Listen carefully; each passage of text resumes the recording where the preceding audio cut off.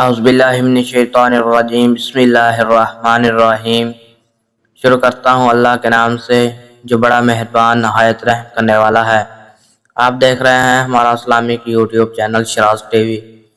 اگر آپ ہمارے چینل پر نئے ہیں تو ہمارے چینل کو سبسکرائب کر لیں اور بیل آئیکن کے نوٹیفیکیشن کو آن کر لیں تاکہ ہماری ہر نئے آنے والی ویڈیو سب سے پہلے آپ تک پہنچ سکے۔ تو آج کا ہمارا موضوع ہے میرے ساتھ جنت میں کون ہوگا۔ حضرت موسیٰ علیہ السلام ایک دفعہ اللہ رب العزت سے عرض کی کہ اے میرے مالک، جنت میں میرے ساتھ کون ہوگا؟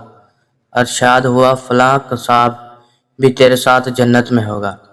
اب کچھ دیر حیران ہوئے اور اس قصاب کی تلاش میں چل پڑے۔ قصاب آپ کو مل گیا۔ وہ اپنی دکان میں گوشت بیچنے میں مصروف تھا۔ اپنا کاروبار ختم کر کے اس نے ایک گوشت کا ٹکڑا کپڑے میں لپیٹا اور گھر کی طرف روانہ ہو گیا۔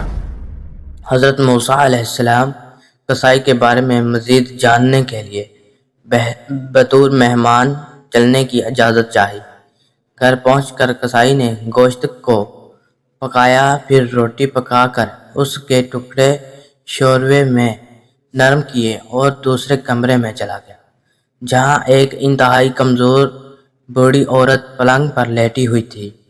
قصاب نے بامشکل تمام اسے سہارے دے کر اٹھایا، ایک ایک لقمہ اس کے منہ میں ڈالا رہا۔ جب اس نے کھانا ختم کیا تو بوڑھی عورت کا منہ صاف کر دیا۔ کھانا کھا کر بوڑھی عورت نے قصاب کے کان میں کچھ کہا جسے سن کر قصاب مسکرا دیا اور بوڑھی عورت کو پلنگ پر لٹا کر باہر آ گیا۔ حضرت موسیٰ علیہ السلام جو یہ سب کچھ دیکھ رہے تھے، آپ نے قصاب سے پوچھا یہ عورت کون ہے اور اس نے تیرے کان میں کیا کہا جب تو مسکرایا؟ قصاب بولا اے اجنبی، یہ عورت میری ماں ہے۔ گھر پر آنے کے بعد میں سب سے پہلے اسے کھانا کھلاتا ہوں تو خوش ہو کر روزانہ مجھے یہ دعا دیتی ہے کہ اللہ تجھے جنت میں حضرت موسیٰ علیہ السلام کے ساتھ رکھے۔ یہ سن کر میں مسکرا دیتا ہوں بھلا میں کہاں اور حضرت موسیٰ کلیم اللہ کہاں۔